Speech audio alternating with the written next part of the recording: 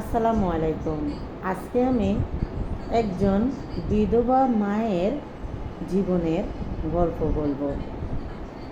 বিধবা মায়ের স্বামী গর্ভে যখন তার সন্তানটা 3 মাসের ছিল, তখন স্বামীটা মারা গেছে। তখন ওই মহিলা কি করবে হাই উতাস করে আর পাচ্ছে না। কারণ সে এখনও দেখা গেছে নতুন বিয়ে হয়েছে, আরও একটা মেয়ের বয়সী। তখন মেয়েটা এখন খুবই টেনশনে পড়ে গেছে, খুব টেনশনে করতেছে।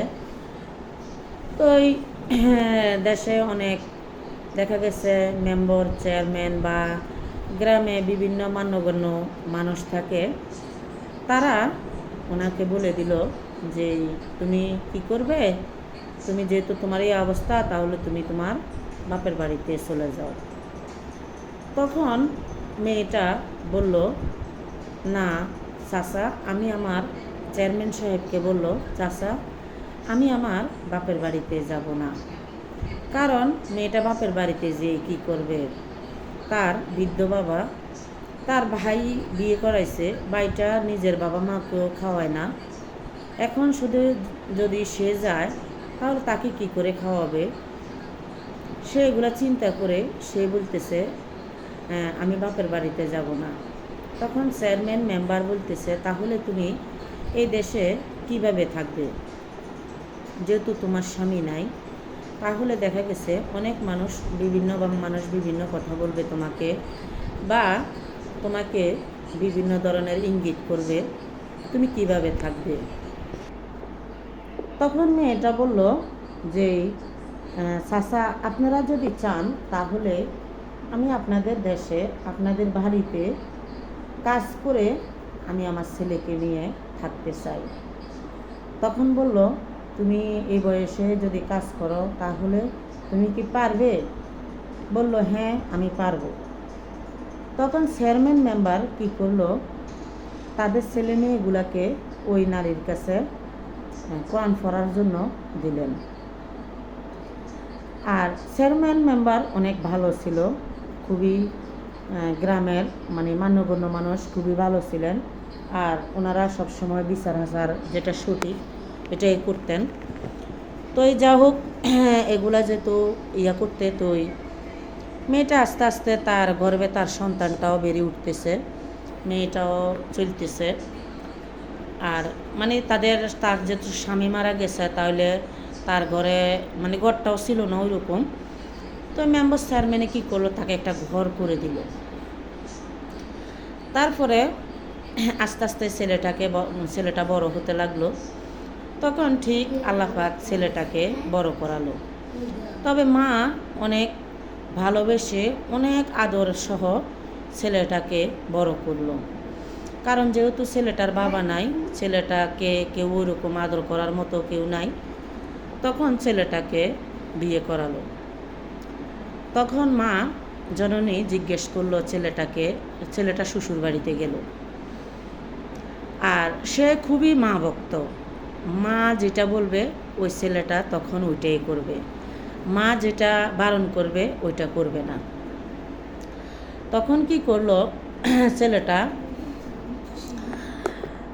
মা অনেক বুঝিয়ে শুনিয়ে ছেলেটাকে তার শ্বশুর বাড়িতে পাঠালো। শ্বশুর বাড়িতে পাঠানোর পর আর ছেলেটাকে আরেকটা কথা, বিয়ে করাইছে মেম্বার চেয়ারম্যান দেখে বিয়ে করাইছে, খুব ভালো জায়গায় বিয়ে করাইছে।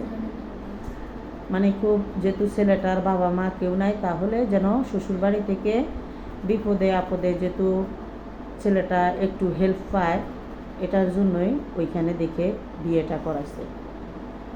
তারপর মা কি করলো, ছেলেটাকে বুঝিয়ে শুনিয়ে শ্বশুর বাড়িতে পাঠাইলো। তখন কি করলো, ছেলেটা শ্বশুর বাড়িতে গেল। যাওয়ার সময় ছেলেটা বলতেছে, মা আমি তোমাকে ছেড়ে থাকতে পারবো না, আমি কিভাবে তোমাকে ছেড়ে থাকবো?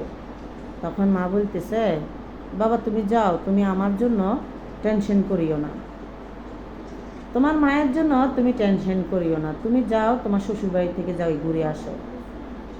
আচ্ছা, মা জননী ছেলেকে হাত ভরে সব কিছু কিনে মাথা উঁচু করে শ্বশুর বাড়িতে পাঠাইল। ছেলেও গেল। আচ্ছা, গে ওইখানে যাইয়া ছেলে দেখতেছে মেয়ের মা ছেলের জন্য বিভিন্ন ধরনের খাবার, বিভিন্ন ধরনের আয়োজন করে রাখছে। তখন ছেলে খুব খুশি হলো। খুশি হয়ে খাওয়া দাওয়া করে শেষ করে তখন ছেলের বউ বলতেছে যে তুমি তো তোমার মাকে বলে আসছো তুমি চলে যাবে, এখন কি তুমি চলে যাবে নাকি থাকবে? তখন ছেলেটা ভাবতেছে আমার মা তো আমাকে এত আদর করে এত কিছু খাওয়ায় নাই, কোনোদিন আমি এত খাবার আমি জীবনে চোখে দেখি নাই, আজকে প্রথম আমি এত খাবার দেখছি। তাহলে কি আমি শ্বশুরবাড়ি থেকে যাইতে পারি? এটা মহা কথা। তখন ছেলেটা থেকে গেল। আর মা তো চিন্তাতে রাত গেল, দিন গেল, পরের দিন গেল, এর পরের দিনও গেল, একে একে 7 দিন চলে গেল। ছেলে শ্বশুরবাড়ি থেকে আসতে চাচ্ছে না। এগুলো দেখে মা অনেক অবাক হলো, মা অনেক কষ্ট পেল। আর মা জননী কষ্ট পেল এটাই যে আমার ছেলে একদিন, যে ছেলে 1 মিনিট আমাকে ছেড়ে থাকতে পারে না, যে ছেলে বলে গেল যে আমি থাকতে পারবো না, তোমাকে ছেড়ে চলে আসবো, ওই ছেলে আজকে 7 দিন ওইখানে। যাও, ছেলে আসলো, ছেলের বউ নিয়ে 7 দিন পর বেড়াইয়া আসলো। এসে এই ছেলে আগে উঠান থেকে মাকে মা মা করে চিল্লিয়ে উঠে ডাকতে লাগলো, আমি এসেছি, তোমার ছেলে। মা জড়িয়ে আদর ছেলেকে খুব আদর করতে লাগলো, তার কারণ ওনার একটাই ছেলে, আর অল্প বয়সে স্বামী হারাইছে, তখন তার মনটা অনেক ছোটই থাকে। আচ্ছা, তো ছেলে আসার পরে মা, ছেলে যেহেতু মায়ের কাছে আর যাইতেছে না, তখন মা আসলো ছেলের কাছে, এসে বলতেছে কি রে বাবা, তুই কি মাকে ভুলে গেছস? আর শ্বশুরবাড়িতে কি কি খাওয়াইছে? তোর মায়ের থেকেও কি বেশি আদর করছে? তার জন্য এই জীবনের প্রথম এতদিন বেড়াইতে হইল, মাকে ভুলে গেলি? তখন ছেলেটা মার মুখে মুখে প্রশ্নটা করলো, আপনি শুনলে আপনার বুকটা ফেটে যাবে। তুমি এতদিন কি খাওয়াইছ? তুমি কি আমাকে কখনো ভালো মন্দ খাওয়াইছ? কাঁচামরিচ পেঁয়াজ দিয়ে ভাত খাইতে খাইতে আমার পেটের আতুরি বুতুরি শেষ।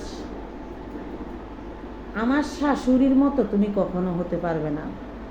আমার শাশুড়ি আমাকে এতই যত্ন করেছে যা তুমি কখনো আমার জন্য করো নাই। আমার শাশুড়ি আমাকে অনেক ভালোবাসে, তোমার থেকেও বেশি আমাকে ভালোবাসে। তখন মা বলল, আচ্ছা তাই? কয় হ্যাঁ তাই। তুমি আমাকে কখনো ভালোবাসো নাই, কখনোই আমাকে কোনো কিছু দেয় নাই। তোমার কাছে জীবনে আমি একটা সাইকেল চাইছি, একটা সাইকেল কেনার জন্য, তুমি সেই স্বপ্নটাও আমার পূরণ করতে পারে নাই। তুমি দেখো আমার শাশুড়ি আমাকে দামি ঘুরে কিনে দিয়েছে, একটা সাইকেল কিনে দিয়েছে, যদি সাইকেলটা যদি না চালাইতে পারি তাহলে বলছে আমাকে মোটর সাইকেল কিনে দেবে। হ্যাঁ, তখন মা বলল আচ্ছা ঠিক আছে, আলহামদুলিল্লাহ। তখন মা বলল আমি নিশ্চিন্ত হলাম, আমার ছেলেকে আমার পরে কেউ একজন দেখার মানুষ হলো। আসলেই সব শাশুড়িরা কিন্তু এক না, আবার মায়ের মতো কেউ আপন হয় না।